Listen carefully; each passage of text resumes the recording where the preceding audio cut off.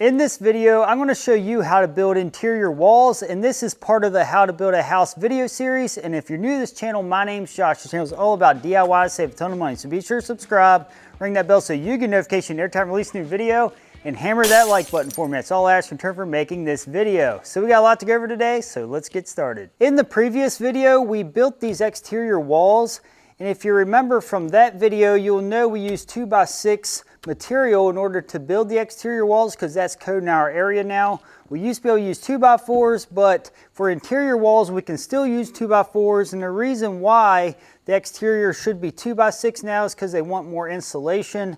And with the interior walls, you do not have to worry about the insulation unless you want a very soundproof room. Then you may want to use 2x6s there for that reason because insulation will soundproof it.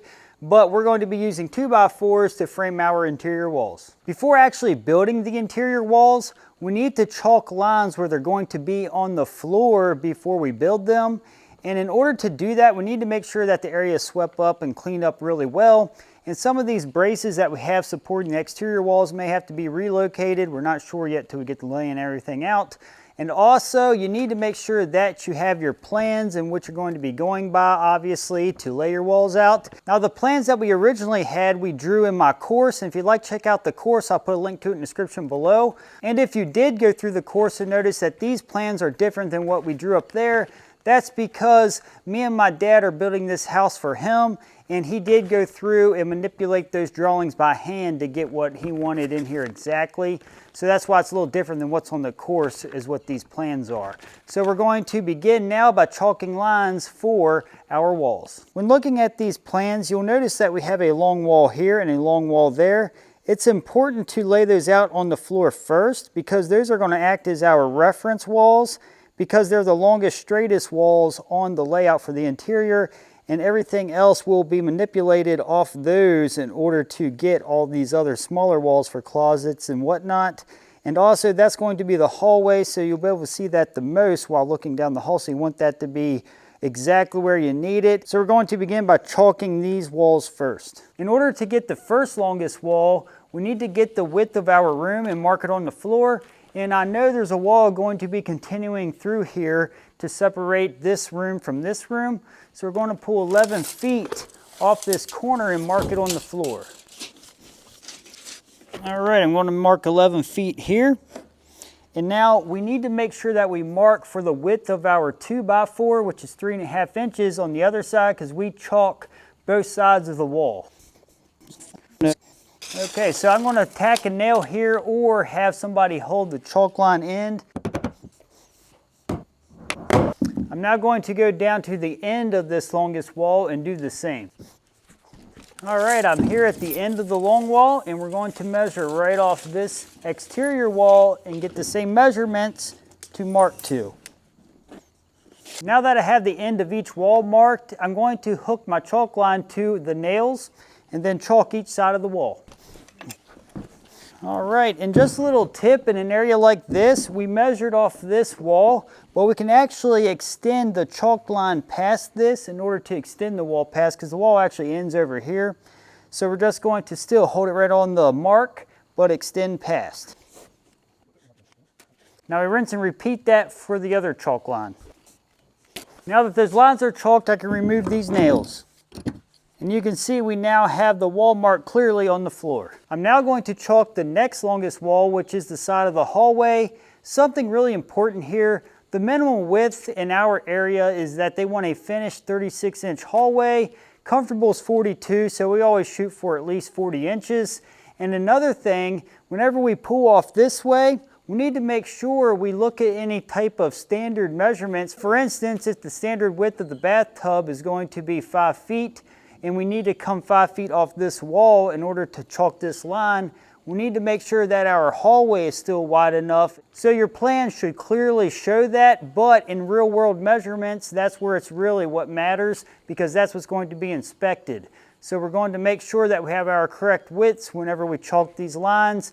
We're coming 8 feet off and we're going to have our tubs sitting in a different area here so we don't have to worry about it, but I just want to mention that just in case you have that scenario. For this, we're coming 8 feet right off this side. And this is going to give us 41-inch hallway, so finished with 1/2-inch drywall on each side, it's going to give us 40 inches, so that's comfortable. So we're going to chalk these lines now.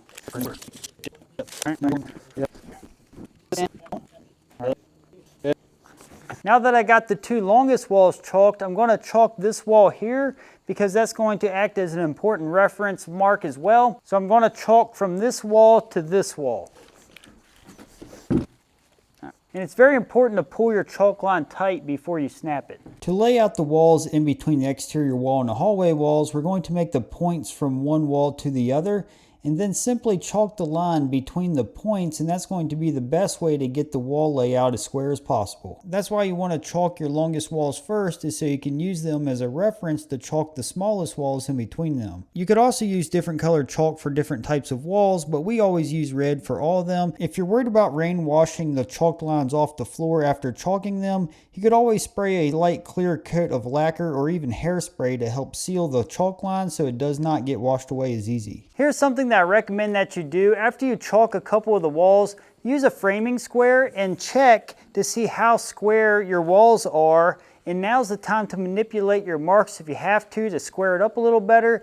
Because let's be honest, in the real world, not everything's perfect. You always try to get everything perfectly level and square, but it doesn't always happen, and you can cheat a lot of it out of it. So use your framing square and place it right here at the intersection. Here's the intersection. We're going to place the framing square in line with this wall, and we want to make sure that this line lines up with this side of the square as well. And you can see we're actually really square there, so there's no issues. So a good tip here, if you did have to cheat some out of it, this is a closet, and you'd want to move the wall that's attached to the closet, because that is where you could cheat most of it out, because you wouldn't necessarily see if something was unsquare inside of a closet compared to if you moved a wall that's separating 2 rooms, because the rooms are important to keep square. Now that we got all the walls laid out on the floor and chalked, we're going to actually build this wall first.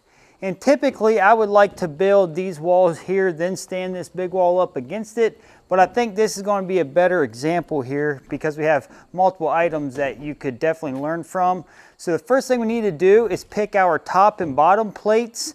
That's going to be for the wall. The top plate is where the top of the stud gets nailed to. The bottom plate's where the bottom of the stud gets nailed to. So we need to cut them exactly 12 feet. This wall is longer than 12 feet, but we're using 12 footers here, and you want to make sure that's the exact length of the board because typically they come about 12 foot, a quarter inch or so. So all material you will typically have to cut down some to use as plates. So we're going to cut these 12 footers down to exactly 12 feet. When selecting your plates, you want to make sure that you get ones long enough that can be cut down for your plates. For instance, if you have a 15-foot long wall, you want to get 16-foot material and cut that down just so you don't have any breaks if you can avoid it. The wall that we're getting ready to build is over 20 feet long, so we're going to have to use multiple plates put together in order to complete the wall. Because of that, we got the 12 footers here. What you need to make sure you do whenever you select your plates is eyeball down your boards and find your straightest ones that aren't warped or anything of that nature if you can. The reason why that is because whenever you nail these together, you're going to have to get them really straight because that's the end product of your wall. So you want to make sure you pick straight lumber. So I got 2 straight 12 footers here. We're going to place those together, then cut them down to 12 feet. As you can see, the 12-foot material is actually a little longer, and that's common. 16-foot material, 8-foot material, it's all a little longer typically. So you want to make sure that you cut it down if you're going to have an even number. So I'm going to measure 12 feet on both plates and cut them down. And I like to carry a speed square on me while I'm framing. That way I can make straight lines quickly. I'm now going to cut down the plates with the circular saw. Now that the plates are cut to length, we need to make sure that we line them up flush with each other before we place our layout. These are very flush and even. I now need to take my tape measure and pull off that edge. And we're going to place the 16 on center for our layout. 16 on center is a common stud layout for most construction. 2 foot on center is somewhat common as well, but with house framing, it's not that common compared to 16 on center. So in order to place a 16 on center layout, this is very simple. I'm going to stretch my tape out here a little ways, and you'll notice every 16 mark is highlighted in red. Very important to note, that way it makes for quick work. All we have to do is come back 3/4 of an inch and mark, and that's going to be the edge of our stud. So here and here. Then we place an X right on the 16 mark. And now that we have the layout on the board, we need to place straight lines. And just so you know, if you do 2 foot on center for whatever reason, same idea. We come back 3/4 of an inch and we'd mark here, then place an X here.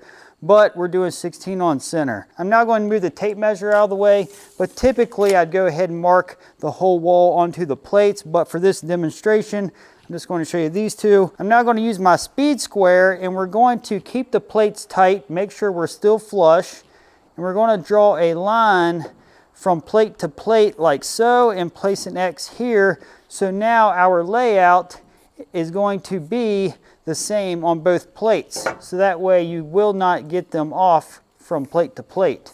And I always mark an X here at the end because the stud's going to go here. So we're going to put a 16 on center layout down this wall first. If you're interested in any of the tools or materials seen being used in this video, I'll place a link to them in the description below so you can check them out for yourself. I now have the 16 on center layout on these plates. And something else I'd like to mention, I typically just use a carpenter's pencil here, but I'm using a marker because it's easier to see on camera so the demonstration looks better. Also, whenever you eyeball down the top and bottom plates, if you do have one that's not as straight as the other, even though they should be both very straight, the one that's not as straight is best to put as your bottom plate because you can move that in order to get it on a chalked line that we made on the floor in order to straighten it out to where the top plate is more apt to be free floating to where it's harder to get that type of bow or crook out of it. Just so you know. So now that we have our layout on the plates for the 16 on center, we need to place our doors that are going to go in this wall onto the plates. I'm now going to place the bottom plate exactly where it's going to sit on the floor in order to mark for the doors and also for the walls that's going to intersect into this wall. All right, that looks good. And here's the top plate. We can line this up with this plate as well, but it's important that the bottom plate is placed where it belongs. So I'm going to go ahead and place the top plate up to that. I can now mark where the doors are going, and this is where you'd want to reference your house plans as well. But if you know you have a door opening, it's going to be in the center between 2 walls, that's where you would place it. So I'm going to go down here to where we're going to have a place where we need to mark our door.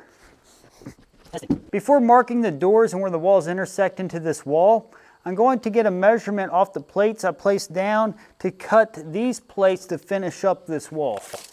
And all we have to do is measure where this wall is going to end, which is 9 foot 8 5/8. So we got to cut 2 boards 9 foot 8 5/8 inch. When cutting your wall plates, be sure that you make very square, clean cuts. Now that I have the second set of plates that's to continue this wall on the layout, we have them butt tight together. I now need to continue my 16 on center layout. And again, we could have cut the plates and then placed them down, then place 16 on center layout for both plates at the same time, but that's okay. I wanted to just show you that up on the workbench where it's easier to see. So I'm going to continue the 16 on center layout. Now on this, we could simply take our tape and line up on one of the 16 marks and then lock our tape to mark the rest of the 16s. And then if we do that, we just have to mark exactly on the 16 mark instead of coming back 3/4 of an inch. Then transcribe onto the other plate like we typically would.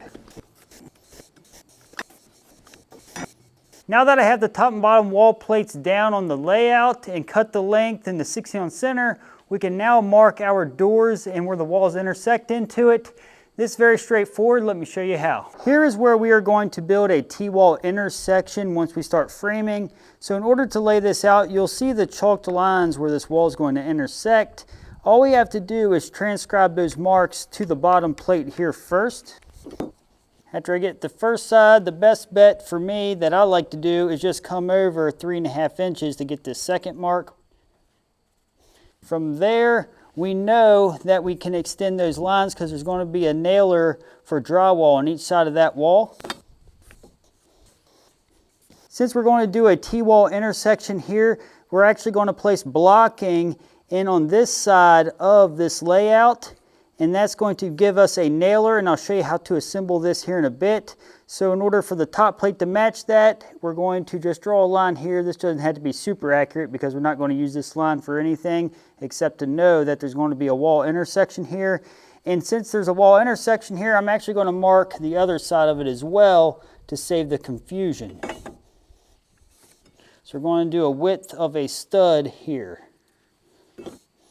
All right, so this will make more sense to you once we start assembling this wall. But that's how I would lay out for a wall intersection. In order to mark for the door that's going here, we're going to mark where the king stud's actually going to hit tight against this wall, because we want this door as tight as we can in this room.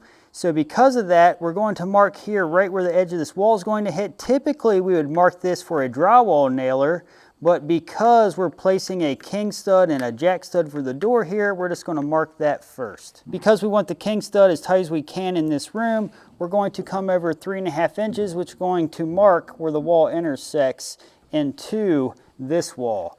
So we know this is the very edge of the king stud, and I'm going to show you how to build the jack and king stud here in a bit, but we're going to place this tight, we're going to make a mark, and we're going to place a K here for king. And just don't worry about the 6 center marks that we had already laid out. You will just overlook those as we build the wall.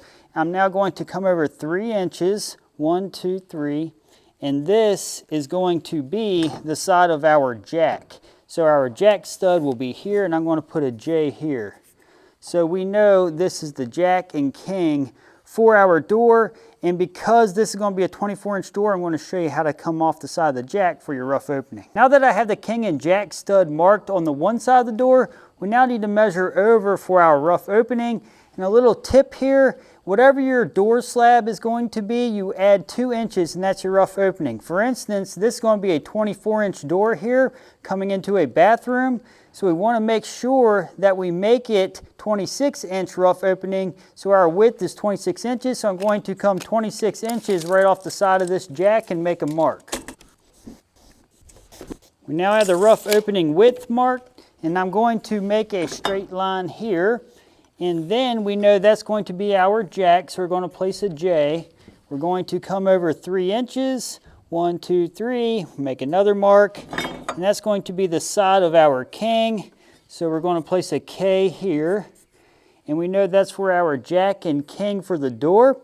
And we want to make sure we place a line that's going across the bottom here so that we know this is going to be the opening for the door. So we don't put any studs here. We're going to place our cripples here above the door. And you can place a line through it, let's say right here if you'd like as well, just so you know that's going to be a door opening in general. So if you want to put one just at the bottom or the top, that's up to you. And also, let's say that this door is going to be in the middle between 2 walls. We would just mark the center, then come over for our rough opening and march the edge of the jack here, then the edge of the jack here, then place our jack and king layout, just like we did here, except we wanted it tight to that wall. I'm now going to lay out for this laundry room door, and I wanted to first mark this wall because I want the laundry room door tight against where this T-wall intersection is going to be. So I'm first going to mark that.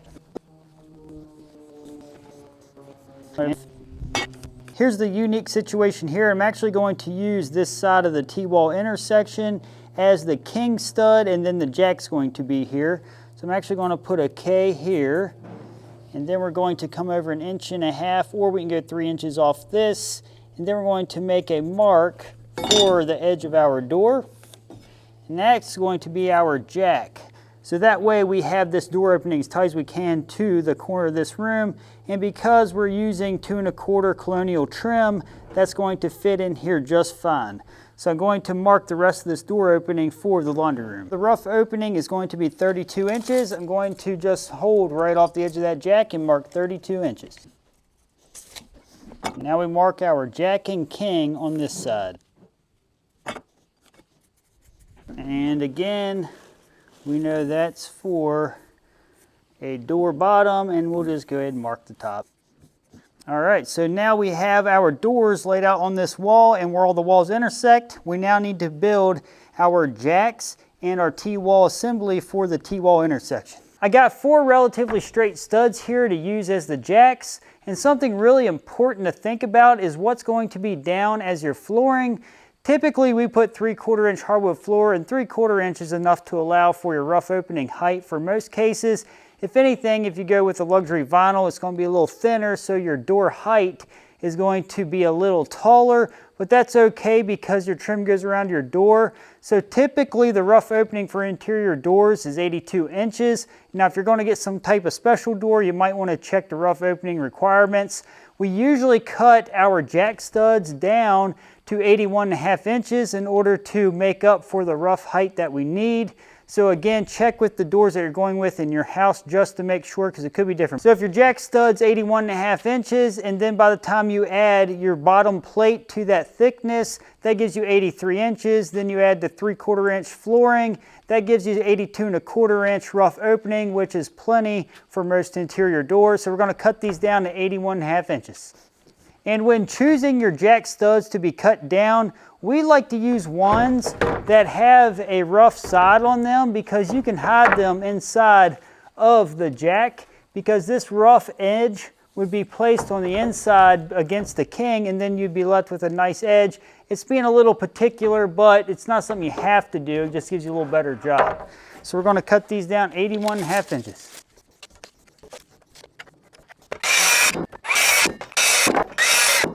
And then the blocks that are left over from cutting the jacks are going to be cut down in order to make up the cripples that go above the door.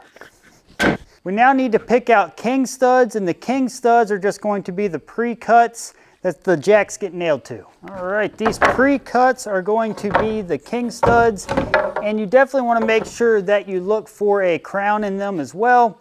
And you can counteract the crown. So let's say you look down this king stud and you notice that it's bowed up. The one that you put as the jack, you want it bowed down, so they kind of work against each other, straighten out. But you do want to get these relatively straight in general though. And we're going to place our jacks right on top of these king studs. And again, you want to try to make sure that you put the rough edge on the inside of the jack. So this side looks rough, so we want to see if the crown will work with each other. All right, so this is a rough side as well, and this will look like it goes together well. And then we're going to lay out our other jacks on top of our kings. I like to make several jacks at once, so that way it's easier to nail everything together quicker. It's the assembly line theory. To assemble these jacks, I'm going to be using my battery powered framing nailer with 12 penny 3¼ inch nails. In my area, when they inspect the jacks, they want to make sure the nail penetrates through both boards and comes out the back. That way they know it's long enough. So first thing we do is we want to flush up the bottom of these two boards and then place a nail, and then come up midway and then flush it up on the edge just like trim, and place 2 nails, and then we'll come up to the very top to align the top very flush with the edges, so that way it's all flush with each other and gives you a nice looking jack. All right, we're flush at the bottom and even on the edge. We're going to place a nail. Now that there's a nail at the bottom, we're going to come here to the middle, line it up on the edges, and place a nail here. Place another one. So I'm now going to nail the bottom off here. Now we come up to the top and flush this up. And it's also a good idea to go through with your framing hammer and make sure that you're wedged together tightly. That's really all there is to building the jacks. We call them jacks whenever we nail the jack and the king stud together. Then there are jack studs when they're separate, and king studs when they're separate. So you can see that's all there is to building the jacks. Now I'm going to make the rest for the wall. And you can see that we have the edges nice and flush with each other. That is exactly what you want for your jacks. I'm now going to build the T-wall assembly for the T-wall intersections. I have one of our more crooked, bad 2x4s here. This is a good time to use any bad material. It's going to be the blocking in the T-wall assembly. All we have to do is cut blocks. It really doesn't matter the length per se, as long as it's at least over 1 foot. But you could even use the whole stud if you'd want to for this. But to save on material, we're just going to cut this down into 12-inch blocks. And that's going to be for these T-wall assemblies. And you're going to need 3 per T-wall assembly.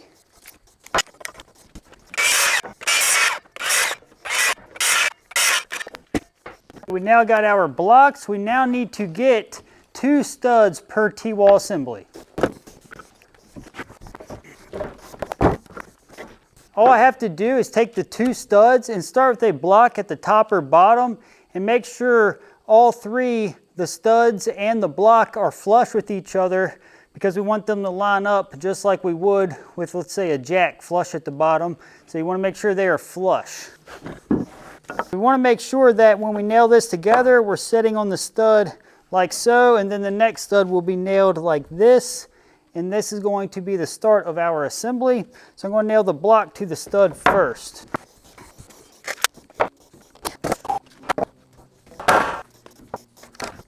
And I like to place 3 nails per block. Now for our middle block, we're going to eyeball about the center. It doesn't have to be perfect. That looks pretty good.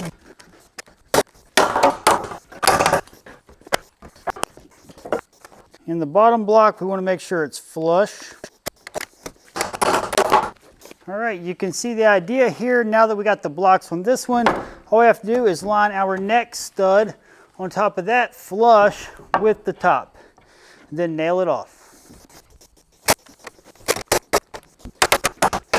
And that's all there is to building a T-wall assembly.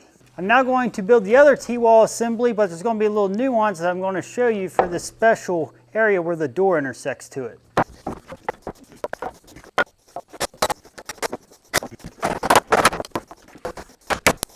Now what we're going to do different with this one, we're going to place a jack right against this because this board's actually going to act as the king stud as well.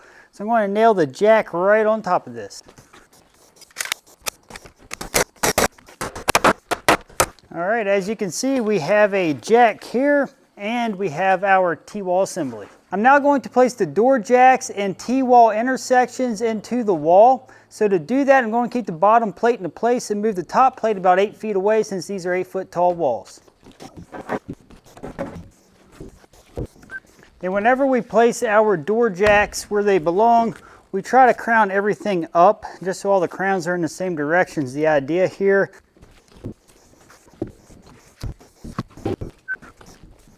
Before placing the pre-cut studs on the layout, I like to assemble the door openings first. Whenever you have a rough opening, you always add 3 inches for your door header. And I consider this a header, but it's more or less just a 2x4 placed on its side. Because this is a non-load bearing interior wall, this is all you have to do for headers in my area. So all we have to do here is nail this right between the 2 jacks. I'm going to nail this right into the top of the jack on each side. We want to make sure everything's tight and down where it belongs. So I'll place 3 nails here, then 3 nails here.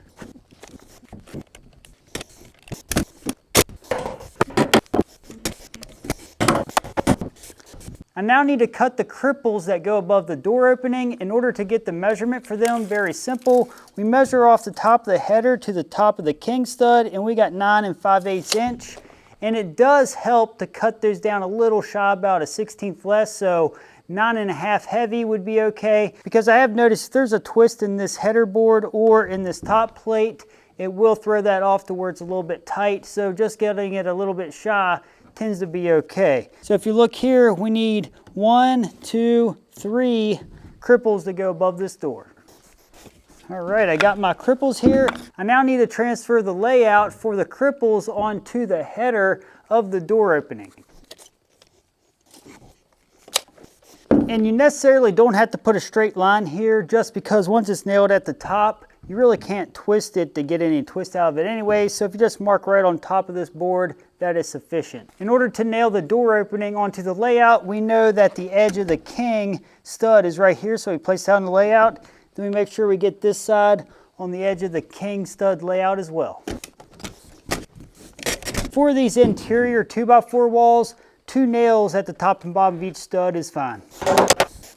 I'm now going to nail the cripples onto the sides first because if you place this stud first, it's hard to get your nail gun in to nail this into place. And then the middle cripple, for the cripple in the middle, we're going to nail the top plate first because we have our straight line, and we're going to line it up with our layout on the header. That's all there is to nailing the door opening onto the top plate. I'm now going to nail the bottom onto the bottom plate. For the bottom plate, same idea. We're going to line up the jack and king stud up on the layout and nail it into place. We'll place 2 nails on each the jack and the king, so it gives us 4 on each side of the door opening.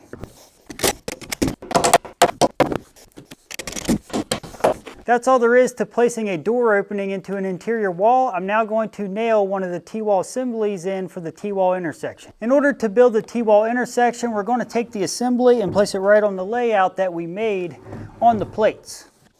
And something important here that is even important whenever you do any of the studs or the jacks is to make sure that the top is flush with the top of your board.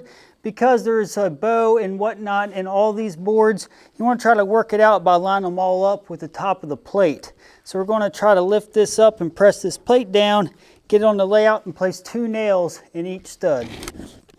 And you'll notice that these tend to have a twist to them one way or the other.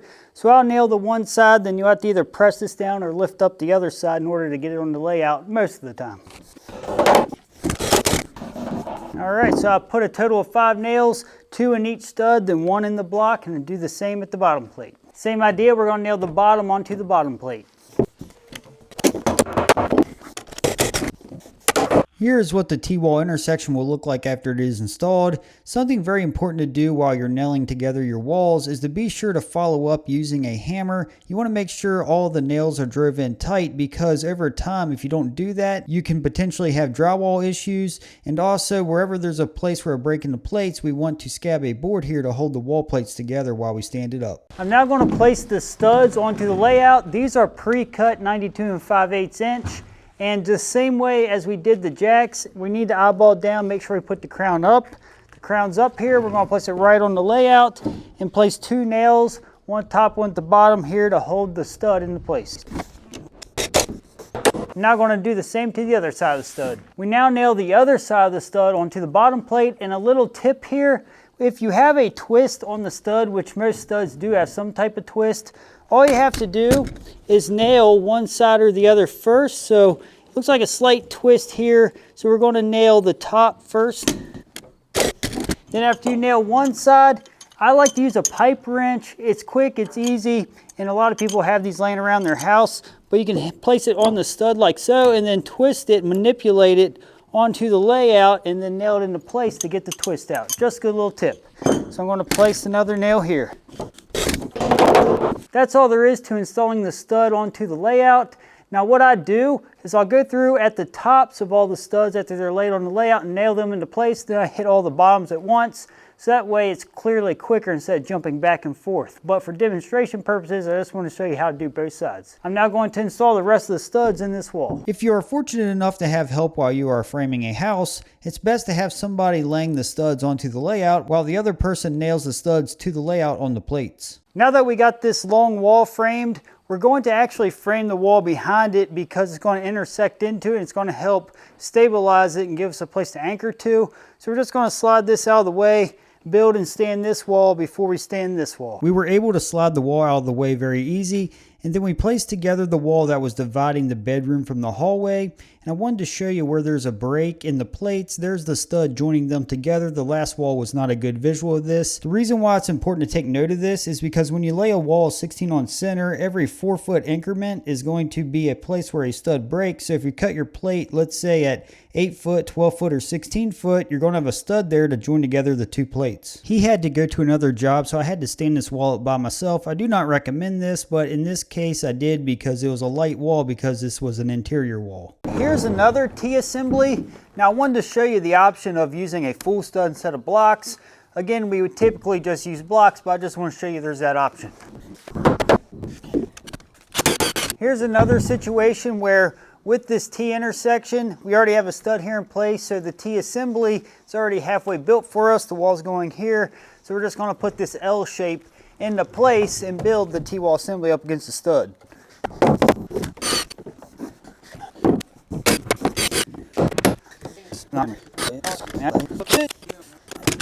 As you just seen, there's many ways to do the T-assemblies, and they all function the same. Now that I have this wall stood up, we're going to stand up this wall that we originally built. We're going to intersect it into this wall and anchor it. Then I'll show you what to do after that. It's always helpful to place a block underneath the wall first before grabbing it just to get it up off the ground. I like to take my claw hammer, hit into the plate, and lift it up.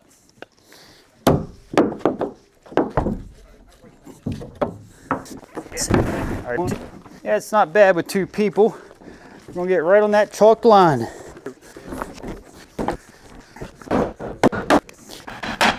Now that the wall is stood up, what we need to do is make sure we get the bottom on the chalk line and that we're tight against the wall it's intersecting into. So I'm going to place a nail here on the bottom after I get it on the chalked line. All right, I'm going to place 2 nails here. Now all we need to do is use our level, and we're going to plumb up the wall, then anchor it to the wall it's intersecting into. All right, now that we are setting plumb, we're going to place a nail to hold it into place. We're going to place a nail about every foot down this stud to hold it against this wall.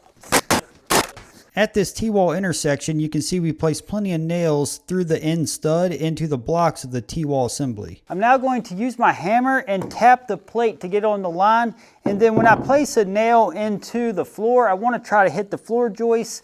So you can see the floor joists here every 16 inches apart. They're close to the studs. So we got to place 2 nails into the floor as we go on the chalked line. As you can see, we are on the chalked line. You can see the floor joist here where the nails are in the floor. We're going to place 2 nails here. And that's all there is to nailing it off. You want to do that every floor joist across this floor plate. So more or less, it's like working the bottom plate like trim. We're going to straighten it out as we go onto the chalk line.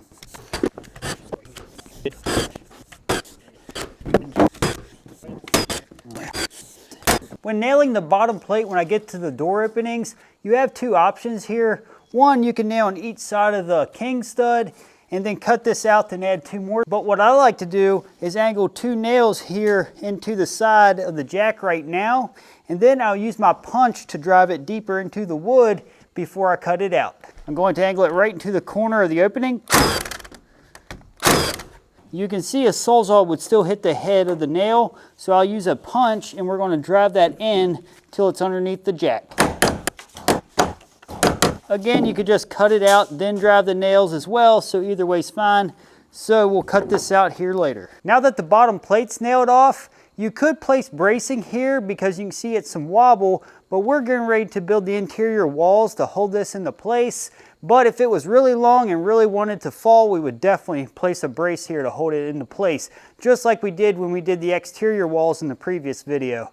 So now what we're going to do is get this wall built that's going to sit here on this side of the hallway and anchored into this wall. In comparison to the exterior walls that we did in my previous video, the interior walls go much quicker. For one, they're 2x4, so they're lighter, and because there were 2x6s on the exterior, they're much heavier. And then the wall sheathing for the exterior walls was a lot of extra work in the house wrap, so there's a much more complex process to the exterior walls. So the interior walls you'll find is relatively fun. You get to start visualizing what the rooms and walls will look like when they're done. With the 2 hallway walls stood up, what we're going to do is come to an opening for the door. You could go on the end of the wall, but the stud could be bowed in or out pretty bad sometimes. So we always come to the door opening, and we're going to check to see if the wall needs racked one way or the other.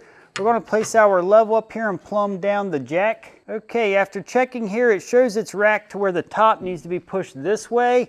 And I'm going to check this wall here. And this one's showing the same thing because it's intersected into the same wall. So he's going to push that this way, and I'm going to pull to try to get most of it out now before we anchor our interior walls to this. So go ahead and push. Okay, that got some of it out. Go ahead. All right, that looks good. Now that we have this setting about where we want it, we're going to place a diagonal brace on this interior wall that's here in the hallway so that it holds it plumb. So when we intersect our interior walls here in the middle, it's going to be setting about where it needs to be. So we're going to place a brace here now. And obviously when you place this diagonal brace, you want it somewhere where a wall will not be intersecting, so it will be out of the way while we're placing our walls. Here's a tip. If it's hard to hold the wall into place while it's racked, wedge a 2x4 against the top of the wall and a block on the floor, and you can shift it over and hold it much easier. Once the wall is unracked and it is plumb, you want to make sure you nail off the brace very well. I placed 2 nails in each stud and held it plumb while we did that. We're now going to build the walls in between the hallway wall and the exterior wall, and this is going to divide the rooms and closets. And something that I'd like to mention is, if you remember from my previous video doing the exterior walls, you'll know I mentioned doing the ladder block system here in order to be able to insulate in behind the walls, because if you do a T-assembly here, you cannot insulate in behind it properly. unless you fill it full of studs, which is too expensive. So we don't want to do that. What we're going to do is measure in between these studs where the wall is going to intersect into. Then we're going to cut blocks to the right length. Now, because we're doing 16 on center, it should be 14.5-inch blocks, but in the real world, it may be a little different, maybe 14 3/8 or 14 1/4. So here we got 14.5 light, so pretty much 14.5. So we're going to cut those blocks. We're going to do 3 to anchor this wall into. When selecting 2x4s to make into blocks, this is a time when you do not want straight material. This is a time you use your twisted, gnarly material, because the blocking is not going to be something that critical. So we want to eyeball and find your worst studs to cut up into blocks. This one looks like a banana, so it's perfect. So we're going to cut this down into the 14.5-inch blocks.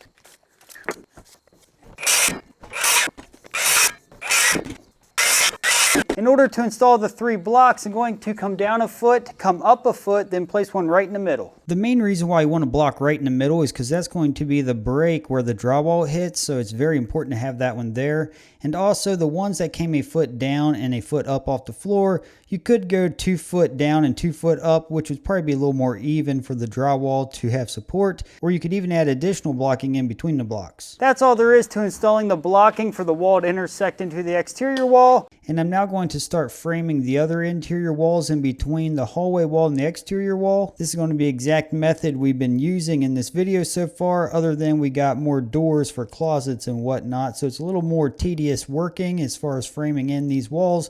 But realistically, it's just the same thing, just over and over again. Follow your plans and stick with it, and make sure you plumb up wherever you nail into the exterior wall and also on the interior walls. You just seen when we intersected into the exterior wall, we plumbed it up, nailed it to the blocks.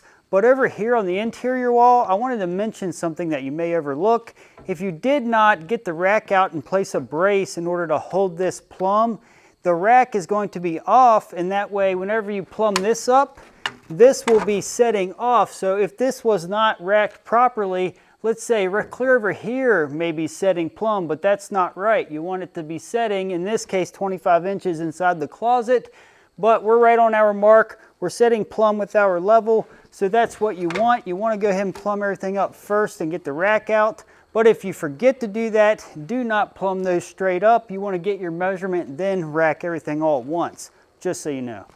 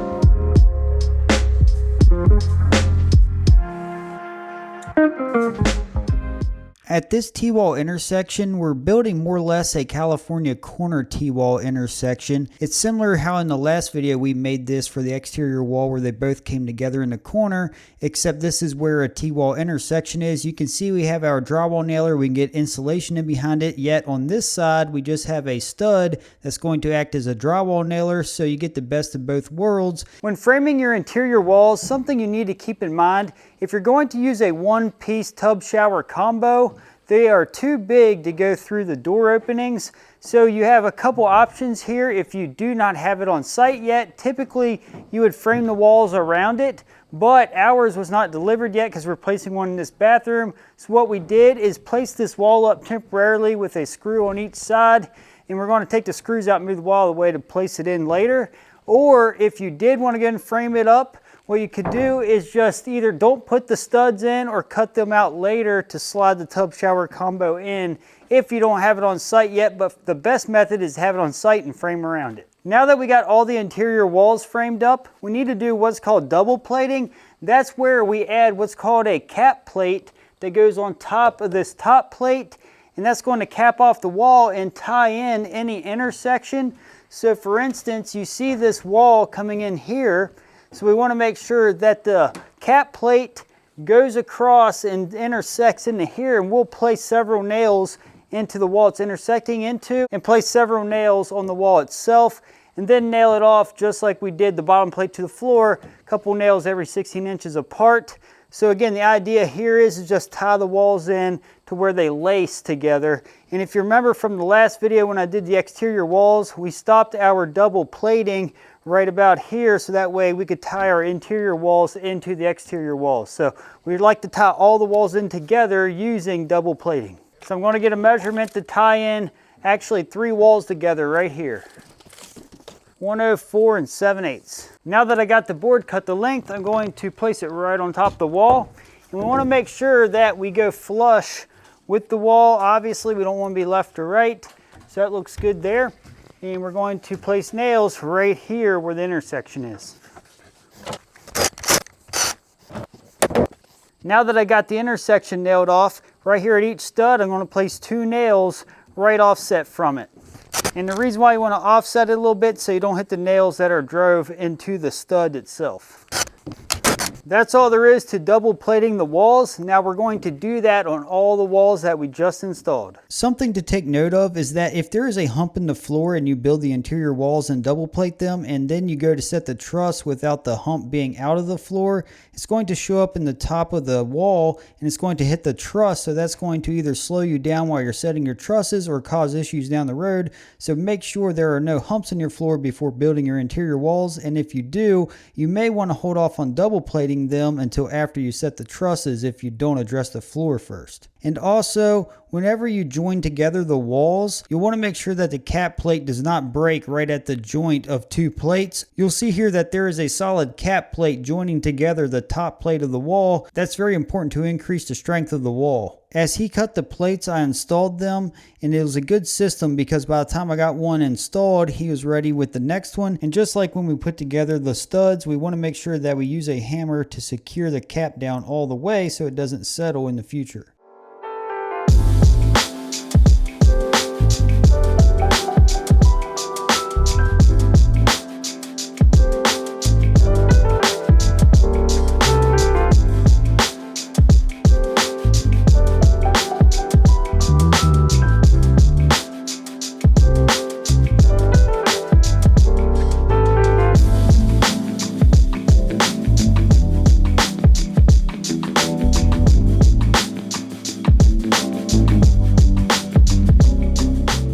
I just want to give you a little tour so you can follow along with as we build this house what rooms are going to turn into what. This is the master bedroom and this is the master bedroom closet. Then this is the master bathroom, and there's still probably going to be another small wall or 2 in here yet to frame in for the shower.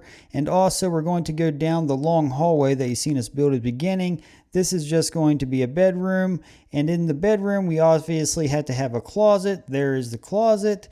And then after we exit this room, this is going to be the laundry room. And this is just big enough to have a washer and dryer. Then after we leave that, we're going to enter into the bathroom. This is going to be the most used bathroom in the house because that's going to be next to the living room. This is the next bedroom. It's similar to the first bedroom. If you look at the floor plans, it's divided by the closets, and the closets share the walls. Then this is going to lead us into the living room. And here in the living room, we have the return for the HVAC system. And this is going to be the best place because it's more central in the house. And then if we look here, we have just a little coat closet, and we do have another wall, but that's going to be dividing the kitchen. But you'll see in the next video how we used it to help frame the roof. Here's the bird's eye view of the interior walls and what we got done so far. If you'd like to see how we are going to frame the roof by setting these trusses and framing the valleys, check out this video. It'll help you out.